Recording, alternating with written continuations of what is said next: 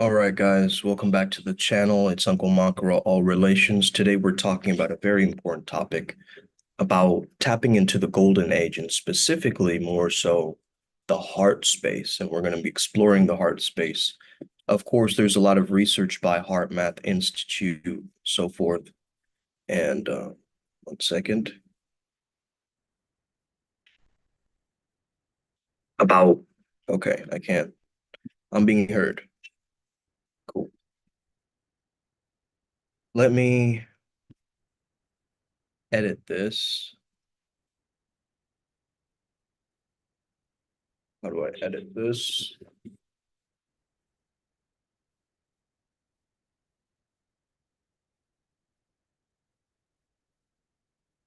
So that you guys can comment, basically.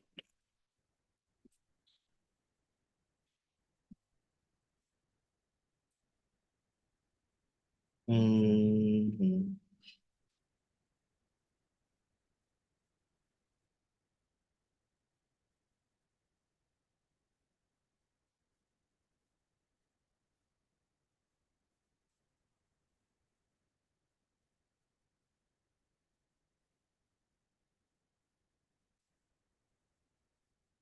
Okay, strange. Is live chat available? It says so.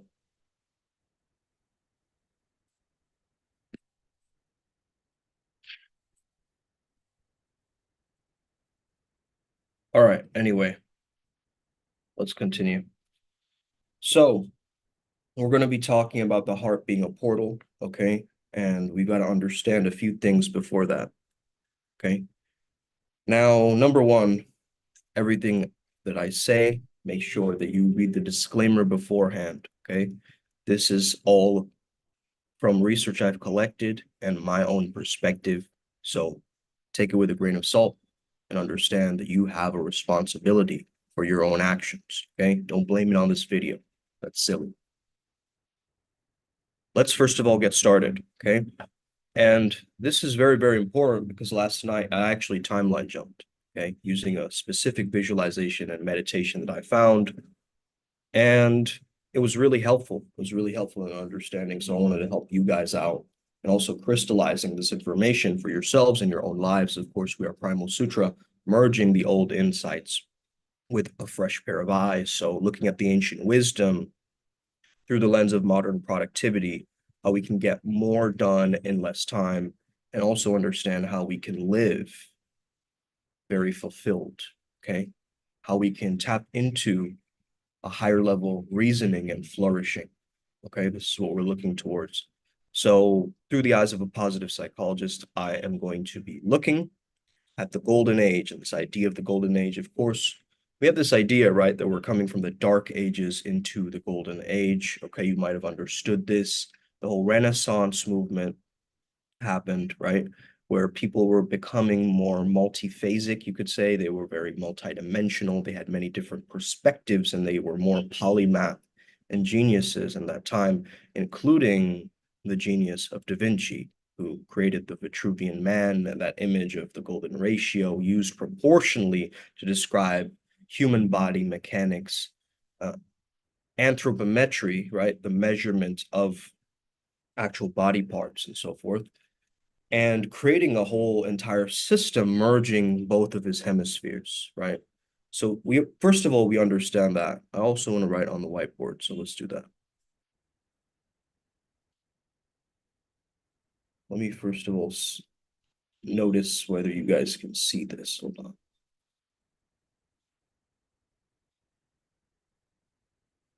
Mm-hmm. Mm-hmm. Mm-hmm. Mm-hmm. Mm-hmm. Right, that's the Pink Panther theme. Okay, so it's showing up as a black screen for right now. Okay, no, I see the white screen now. Okay, cool. So golden age consciousness. Let's say that that's the goal. Okay. So loving wisest version of you. And this was the cause of, well, what's it, Satya Yuga, if you want to call it that, in the Hindu perspective, there were these ages, right? Or these stages of humanity of when the world came into being, it was in this golden age. So let's rewind, reverse engineer, and understand a few things, right? Okay. So as you started to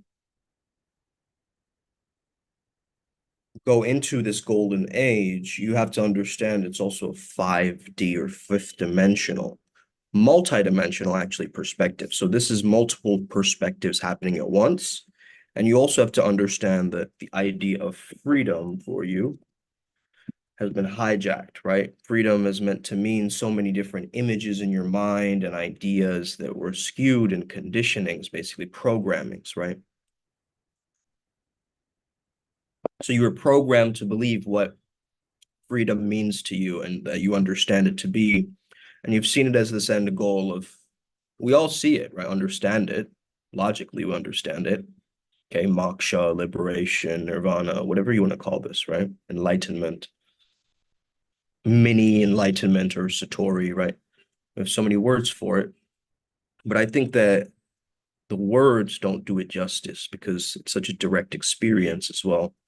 Where we have someone like the Gnostics, okay, talking about gnosis or knowledge, right? But direct through direct experience, okay?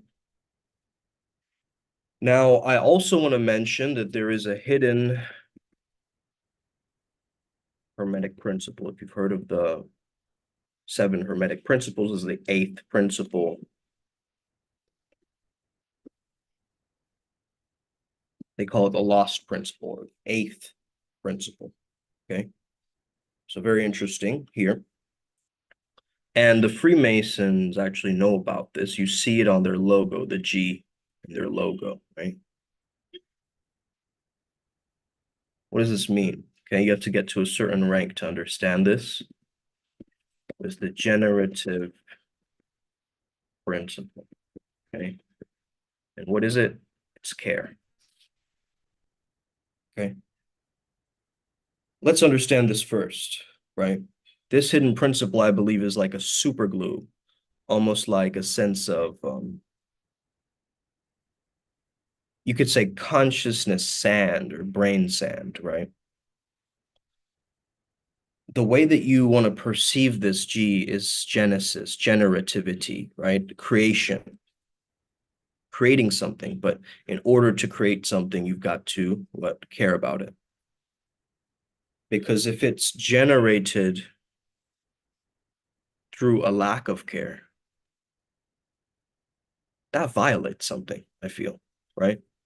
In the universe or nature's code or something is off there, right? Because even the reason why we think, why we feel at all in the first place is because of care. So let's see care almost like a substrate, right? And then the enzymes can flourish within that. That's how I want you to understand. This is like a base or a landscape, a structure, foundation of care.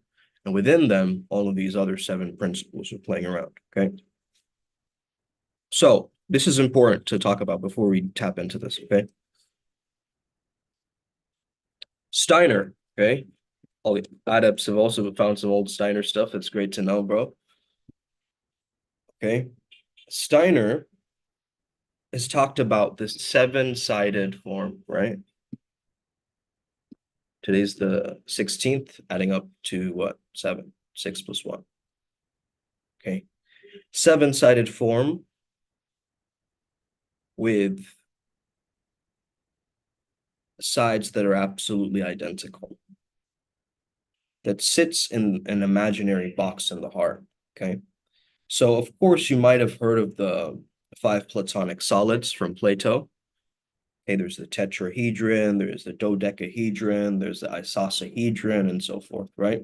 These are also, by the way, relating to different angels relating to different angles, okay? It's back to the math. So Steiner called this he said that there was a sixth one, a platonic solid, right? And he called it a chestahedron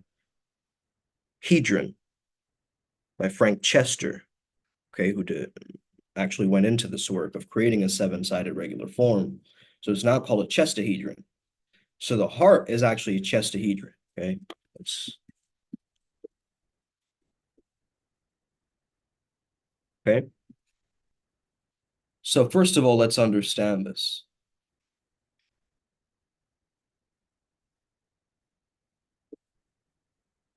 Can I paste images into this? That would be really cool, huh? Let me see if I can do that.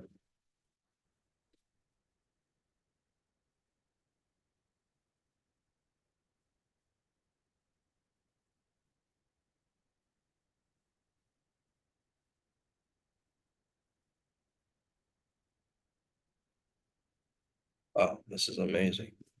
This concept structure.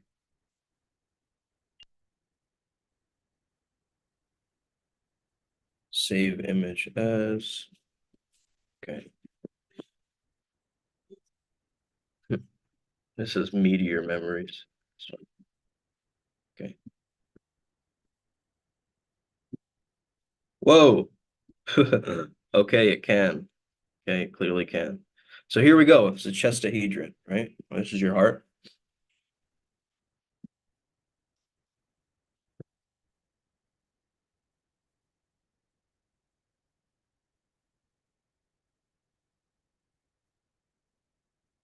Okay.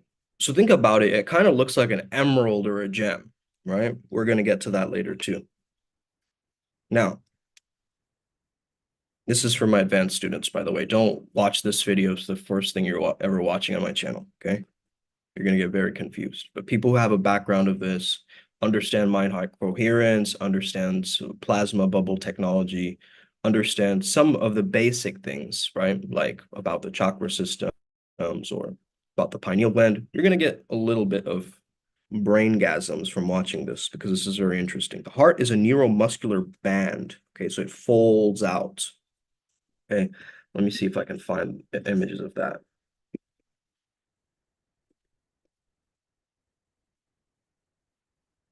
Mm,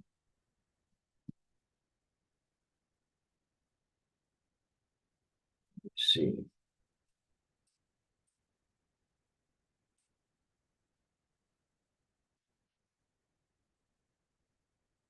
Okay. Hmm. It's not necessarily showing it.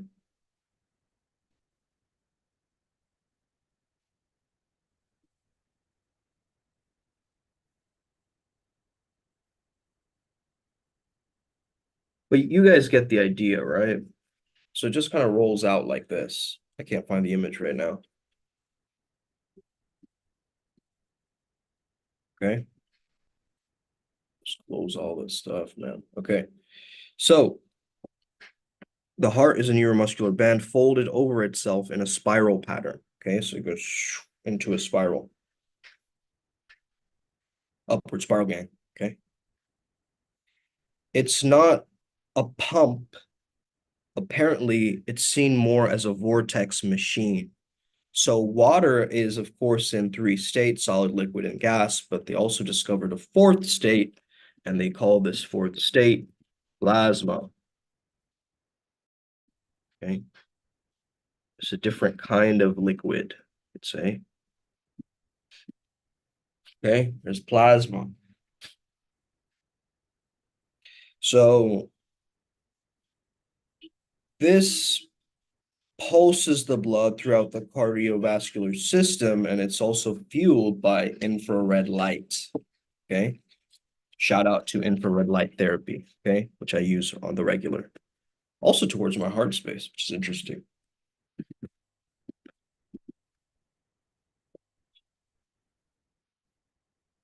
Okay, this is another image I want to show you guys.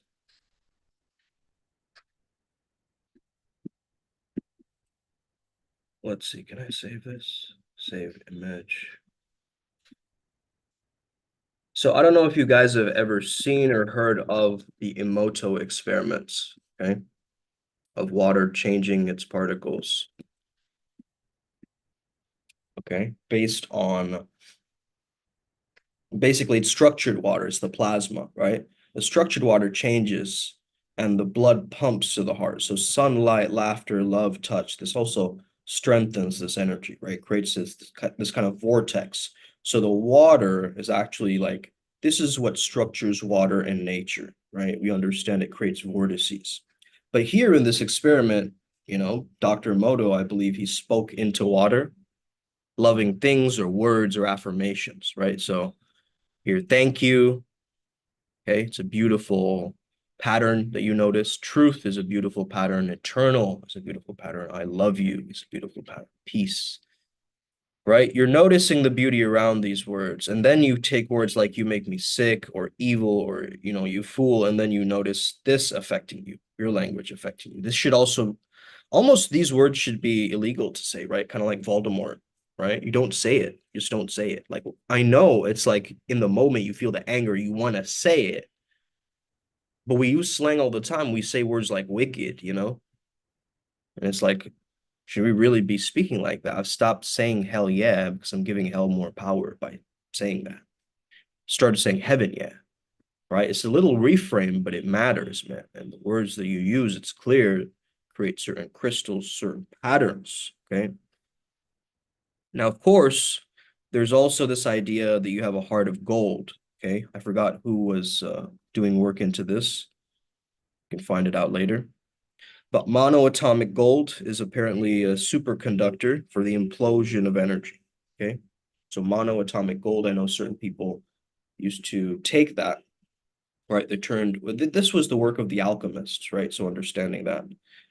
Now, if you have pure seeking, pure understanding of divine wisdom, okay, you enter something called the Satya Yuga, okay? The Satya Yuga, the golden age, okay? Now, what's interesting is Satya is right between Raj and Tamas, right? How can you think about this? Action, rest potential. This is how we're seeing it. Okay. This is how we're seeing it in this peak performance shamanism context. Okay. So this is like the middle pillar, the bridge of harmony between action and rest, which is basically stillness, if you think about it, right? It's kind of like in between the rest and the action, there is this moment, there's this pause, there is this reflection, right? That takes place, some level of integration that takes place. And this is what we're slowly starting to see with this and understand this, right? And these are qualities that you see in everything, including, you have Vata, Pitta, Kapha as well. Those are you have the gunas and then you have the doshas, right? So, all right. In these times, though, in these Sattvic times, the Satya Yuga times, aliens were the norm. Okay, they weren't looked at as aliens. Like, how we call people from other countries aliens, right? The illegal immigrants or whatever, we call them aliens because they're alienated, right? But aliens were the norm. They were communicating with ET back then. Okay, a lot of the texts reflect this. Okay, now of course there was this idea of wholeness back then too. The whole idea of Advaita Vedanta, right? The whole idea of non-dualism and so forth. There's this idea of oneness or one unity consciousness with this understanding, okay? We're going to use this to help you timeline hop, okay? As you have the logical context, it's going to make it a lot easier and smoother for you to tap into this golden consciousness, okay? Good. So these, in Hinduism, they have these gotras, which is basically like saying DNA codes, right? And they split people up into four different subsections of society. So there were the priests, the Brahmins, the Kshatriyas who were like holding the weapons, right? The fighters, the warriors, the ones who had land, and then the ones who had wealth. Okay. So understand these four are in this order. Now, what tended to happen is this order started to overlap, right? Intercaste marriages, different, right? Outside of the roles, things started to collapse and just weave into themselves, and different revolutions started, and so forth, right? Now, we are in the age of Aquarius, which is also a similar information age, right? But this was like an investigation age, right? They were really looking deeper and seeking truth deeper than ever before. What was very interesting is also we're going to talk a little bit about the etherization of the blood. This is going to be a very, very important topic for you. And understand that back then, nature almost seemed like it was charged with gold particles. That's why it's called the Golden Age. Okay. You would see things like the plume of, or the purity of a peacock's plume, right? And then you would have that become like the headdress of Sri Krishna. Then now it's like the national bird of India. So you see how this one understanding, right? This one understanding, it's incredible, right? So notice that the peacock's feather also looks like an eye, right? This is going to be very important because it's a teaching. It's actually a secret teaching because the peacock's feather holds the 5 different hues that you're noticing with it are actually 5 senses, okay?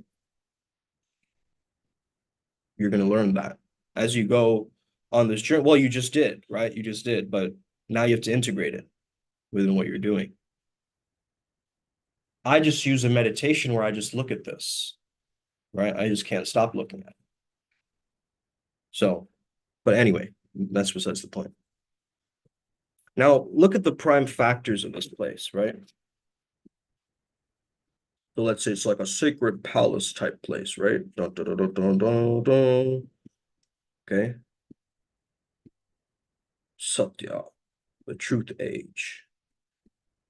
Okay. And the first stage, the golden age. It's like the balancer, right? The Christ, the Buddha, the Krishna, the Allah. Before Ram's birth, right? I think, was it Tetra Yuga that Ram was born? I think so, right? The next one. So the rishis and the seers, right? They were talking with these lowly T beings all the time, man. Okay, that's what they were coming through in their. Well, they had a very enhanced intuition. Okay, so they had like an intuition 2.0, 2.9. Okay, whatever. um, they understood parallel universes. They understood other planets and cosmogony. They understood that a lot of them woke up at the Brahma Muhurta. The time of awakening was like 3 to 6 a.m., I believe, when the sun's coming up, and doing some pranayama. And then a lot of people had access to the breath work and the pranayama in this age, but then it was slowly like there was a distance, you could say, between nature and humanity. Okay. So you could have telekinesis with animals. Okay. Supernatural power to see beyond us. This was something called Divya Drushti that they had. They even could access astral body travel. There were no telescopes at this time, guys. Okay.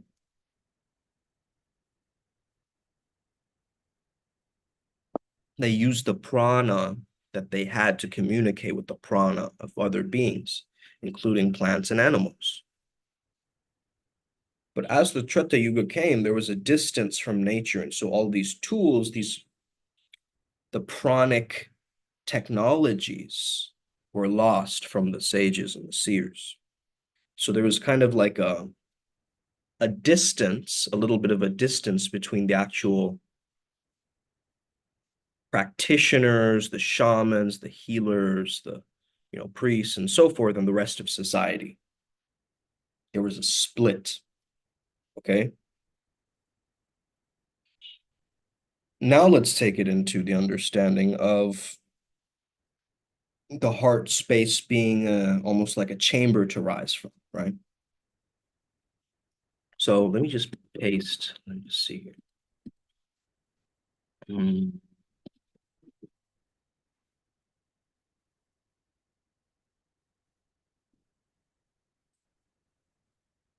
I just need a basic chakra image so I can show you guys. Hold on. For beginners. Nothing is for beginners, my friend. We are all adepts. By the way, join the adepts program. Okay, gain mastery. All right, so let's get it. Okay. Whenever negative emotions come about nowadays, I just send it to my root chakra and burn it there. Okay. Very powerful visualization I got from Guru Pashupati. Okay, so you have the sutra development. Okay. You could think about it. The sutra development is almost in the heart, right? It's more of the sutra yana, right? So the development from right here. So think of these lower chakras like this is all your past, right? Now this is the potential up here from up the heart. So think of the heart having this electromagnetic, you know, field around it, infinity, these like wings of infinity, okay? Which actually auto-corrects your posture if you just think of that, right? You think you have wings, auto-correction. And then the cerebral spinal fluid can reach the top of your crown, actually, instead of it being what broken like this. We all sit in nowadays with our necks kind of cramped using laptops, right? So we can't access that CNS or CSF, right? So it's the sutras is almost like the morality development, the word, and then it goes into the mantra yana, the words, the throat chakra, right? So let's say it like this. Okay. Sutra, mantra, okay, mantrayana. So they would have secret mantras as well. And these words or prayers, or they would use something, right? They would use the Lotus Sutra, or they would use certain texts that they would repeat, or there's a lot of different prayers which can activate the power of a certain lineage and so forth. So it's Theravada, Mahayana, and there's Vajrayana and so forth. Okay, Hinayana. So then we go into the third eye. What is the third eye? Tantrayana.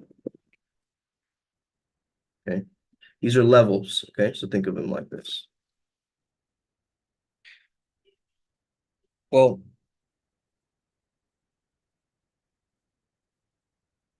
actually, no, the Tantra would be up here, actually, in the crown. My bad, guys.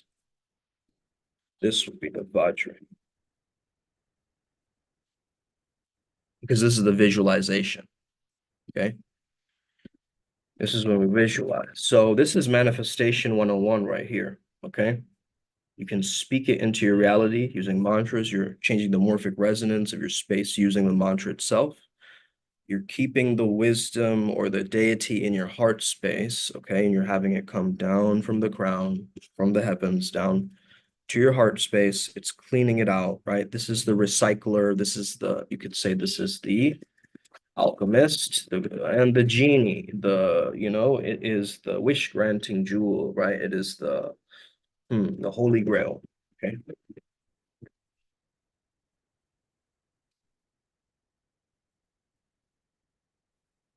And so you visualize the deity using the third eye, right? And bring it down to the heart. You're merging with it. Deity yoga, guru yoga, Vajrayana. And also, what are we understanding, right? It's the ego. And by the way, these teachings are earned. You have to go through a process and a merit through an actual lineage. Okay, I'm part of the Kadampa lineage. understanding it from my father. But if you guys want more information on that, I can tell you. But yeah, don't just go about this every which way, right? Because it can be very dangerous for somebody just raising their Kundalini without any structure whatsoever. Okay. And find yourself fizzling yourself out or becoming one of those crazy monks, okay, that just go haywire. Okay. But understand Kuan Yin, okay, or Avalokiteshvara, Chenrezig, okay, a lot of different names, right? She's all about taming the dragon, right? Why is she on a dragon, or why is she fighting the dragon? She's taming the lower chakras essentially. She's using the power of the heart, right? And again, in this path working, you have these wisdom beings guiding your activation, right? So, you know, Steiner talked about eurythmic gestures like but and ba having a symbol, okay, or a movement. And I think this kind of understanding can also get us to understand yoga, the different postures and so forth, in actual physical yoga. Not there's many different type styles of yoga, right? Raja yoga, hatha yoga, kundalini yoga, okay? There's different styles, okay? So we're not going to just classify it all as one.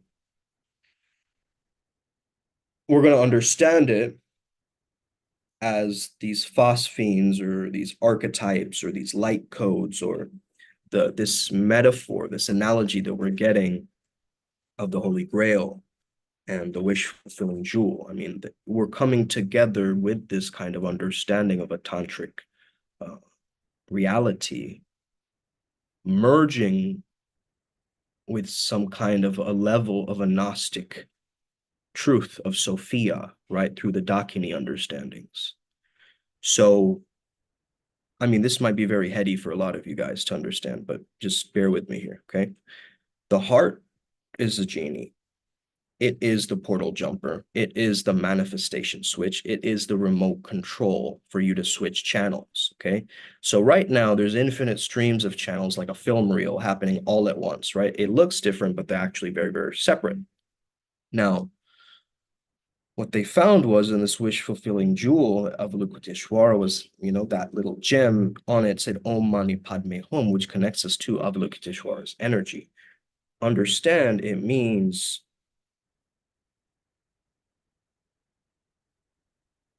hail, thou jewel in the heart of the lotus. Okay. So that is that I amness, not the ego, right? The pure awareness in you, the I amness. So when you go from being in the head up in the mind, right? But you then bring it down. Imagine bringing a very negative thought down to the heart. When you really feel through it, you don't understand it anymore. It almost doesn't make sense in this world, right, of unity consciousness. You just see it as a mirror or reflection. Like if someone else pisses you off, you would understand that as a fragment of a part of you that you're annoyed with, right? And so it becomes a journey of a lot of depth, right? Now understand also we have something called the hero's gamos. Okay, we're going deep, man. Whew. This is also Rion's tech that I've understood.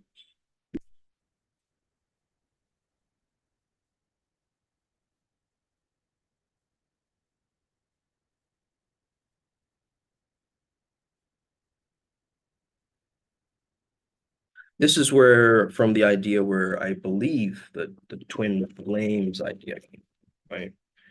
Or at least the understanding of that. Because if we really do have a version of ourselves that unites, and again, this is not on the outside like you have a love partner or whatever. It's an internal process of father, which is compassion, and mother, which is wisdom and intimate union, right? So it's I mean a simple handshake, wouldn't be conveying union as one, bro. You know what I mean? Like, so yeah. Okay. So yeah, father, mother merging. Okay. That's the Tantra, but also it's the bread and the wine. Okay. The Holy Grail, the male and female, or masculine, feminine energies, right? Ida, Pingala, Shushumna, all of that. Okay. Now we have the cerebral spinal fluid, which is known as the blood of the gods, or ichor, some people call it. And there's a cube on the pineal with 8 cubes on top of it, which turns into like a tetrahedron type of shape. Now, you can think of the pineal gland as the grail castle and the gatekeeper of these mystical experiences, right? So to get in, you know how you also, so, oh man, I have to keep going back to these because I want to merge all of them, right? That's how my brain works.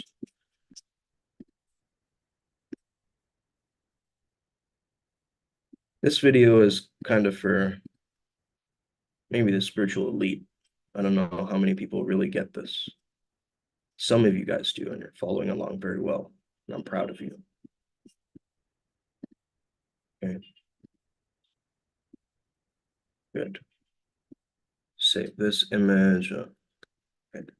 It's a lot easier to teach like this, you know what I mean? Because again, some people are visual learners, some people are, et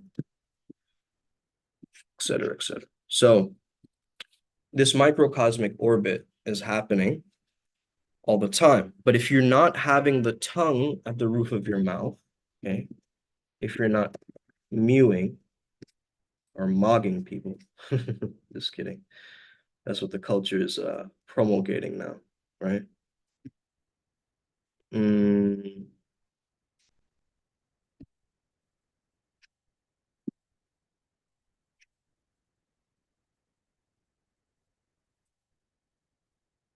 I'm not finding a good image, actually. This is weird.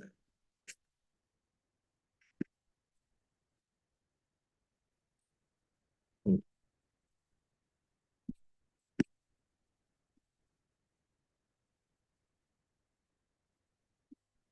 I don't want this guy's image in it, though.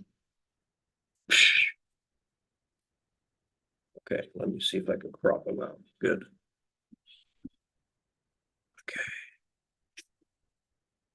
Okay. Tongue at the roof of your palate. Okay, so tongue, and just close your mouth normally while your tongue perfectly being placed at the top of your palate. You'll notice your energy sent, this orb around you, this energy flow, it's going to flow around you, right? It's going to create a bioelectricity. We also understood we can do it through mantras, right? So we start with the morality. We we bring it towards our heart and the understanding of it through a prayer, through something we connect to the heart space, right?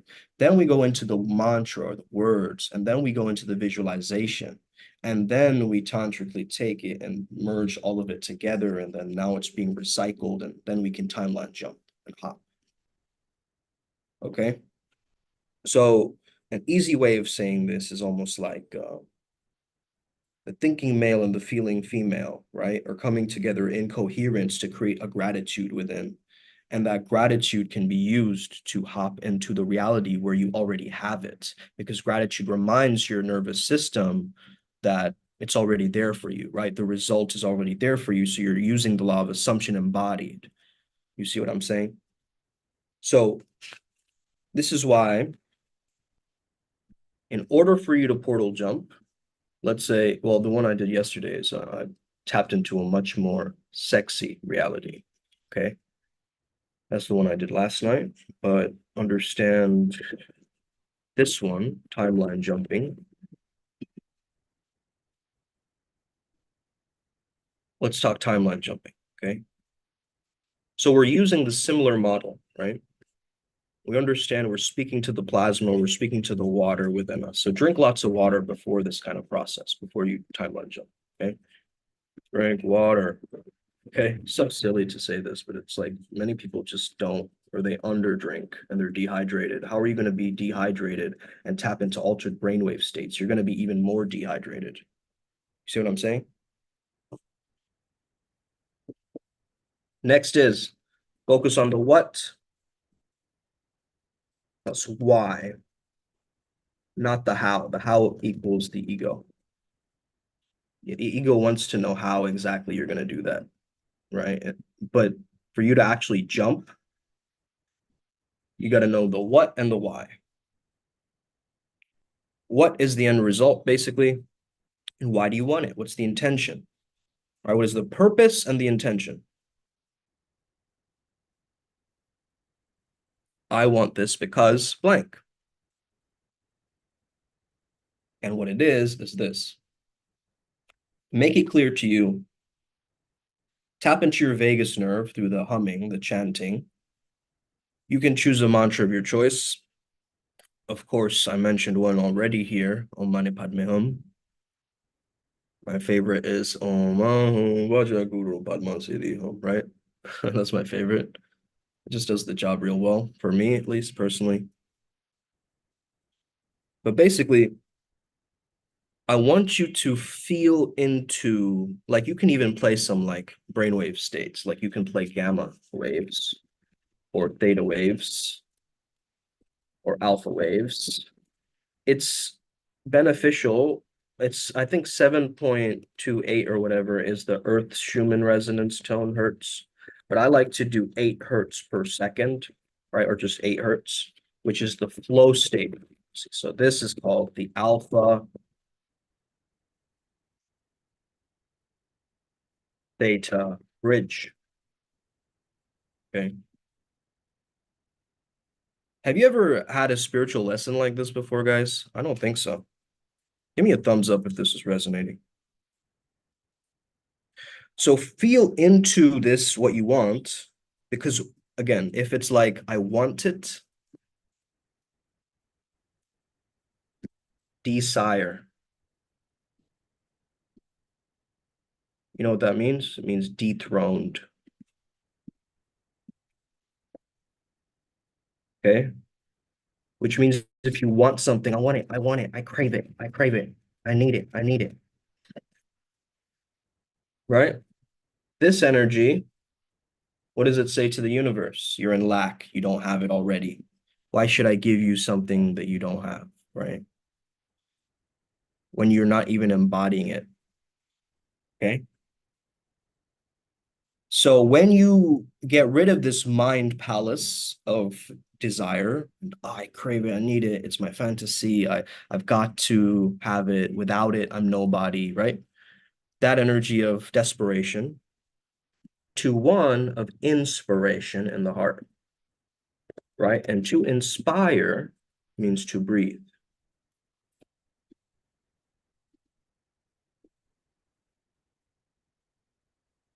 Right? So we're bringing this wanting, this desire, this desperation down to an inspiration. So we can recycle it into an inspiration. Right? And then it's gone. So your heart is this biomagnetic and bioelectric energy. In fact, I think it's greater than the brain, right?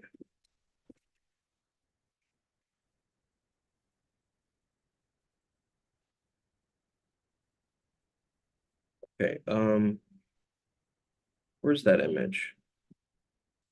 Biomagnetic field of the heart, right? The one that they always share. Okay, let's see if we can find this image, man. I wanted to, okay, here it is. Save image as, boom. All right. Lego. Boom. Yellow, mono, Gene. Okay. Astral portals open in. Yellow chakra deity. Yellow chakra risen. Yeah, yeah. That shit looks like a portal. Okay. Did you know negative emotions can create nervous system chaos, but positive emotions do the opposite? Okay. Positive emotions can increase the brain's ability to make good decisions. You can boost your immune system by focusing on positive emotions. Positive emotions create physiological benefits in your body. In fetal development, the heart forms and starts beating before the brain begins to develop. The human heart's magnetic field can be measured several feet away from the body. Incredible, right? Just think about it. That's you, bro. We don't even think of ourselves like this, do we? The fact that we're impacting others with our toroidal fields or whatever, right? Maybe some of you do. Not a lot of us. We barely pay attention to it. It's like some of you don't even pay attention to your breathing, right? You're like, it's in the background somewhere. It's barely there. It's like a shallow breath. Have you ever breathed deep and fully before? It's such a difference, you know? Such a difference. But yeah, let's go back to where we came from. Golden Age. Becoming the loving and wisest version of you. Okay? All right, let's play some theta waves.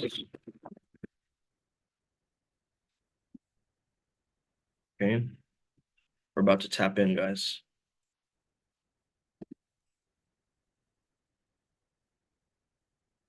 Of course, it's an ad. I don't even know if you guys can hear this, but can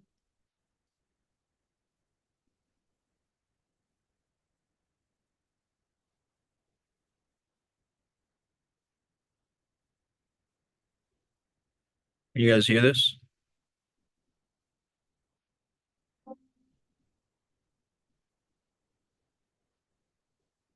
Anyway, take a deep breath.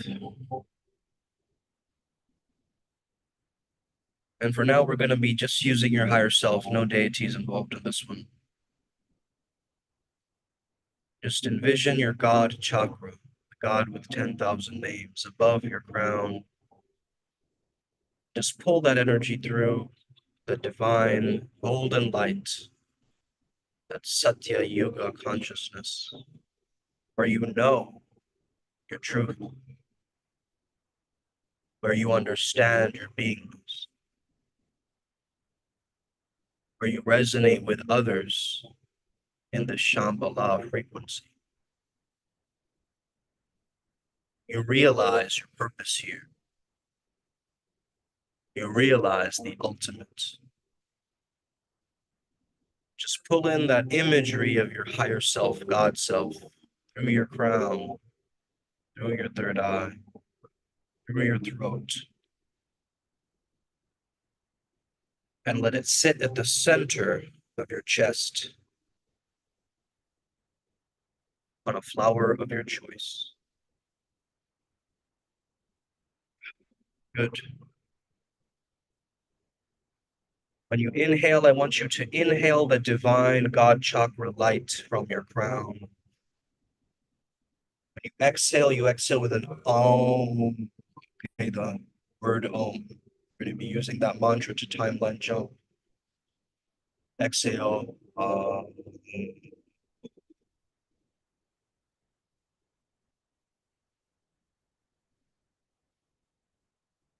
Good. Think of your higher self and think of your golden timeline right now, where you're truly living in the reality that you truly prefer.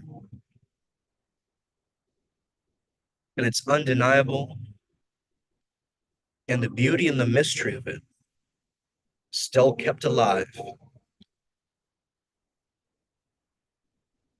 Perhaps you have a better relationship with this unknown, this question mark. Just pull that energy of the highest timeline self where you have exactly what you want. You don't desire it, you are it. I am that. I am safe. I am well.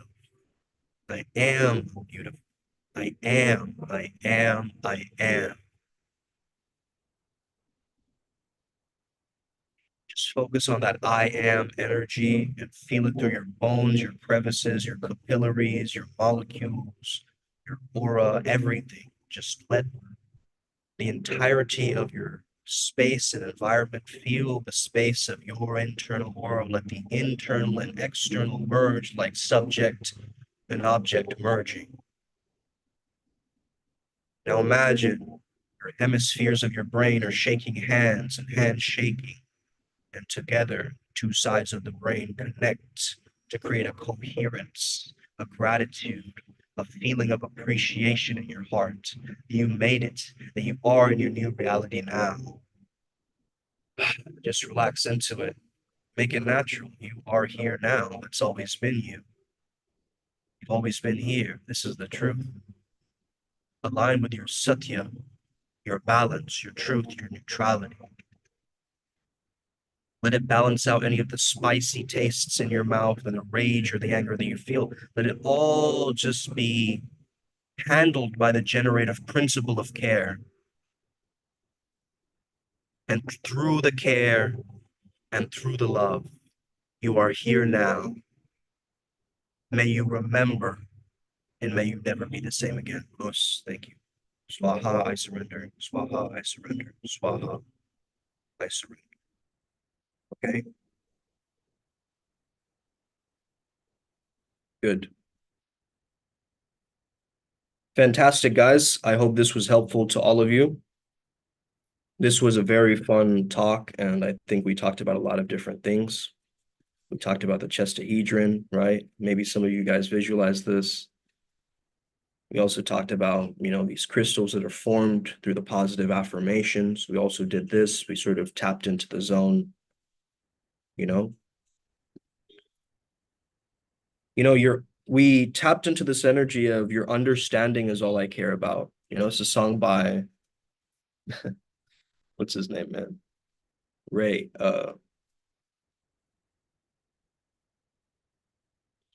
Why am I forgetting his name? Ray, right? We know Ray with the sunglasses, right? And so in the zone, you actually gain energy and you're adding to life, as Bruce Lee was saying, right? You add what is uniquely your own. And you're so satisfied just staring at a wall, but you also know that you got to get up and go. That's the merging of these two energies. That's the action rest potential that I was talking about. And if you can maintain this and understand, hey, the aliens are not so far away, man. If I can access this truth and understanding, I can probably tap in. Okay. I can make it so that they were the norm, that they weren't the weird ones. Okay. Hope you guys loved this and understood this. Have an incredible day. May the flow be with you. And stay legendary. Make sure you stay on the channel. Support the algorithm, man. You already know what to do. Yeah, let's get it.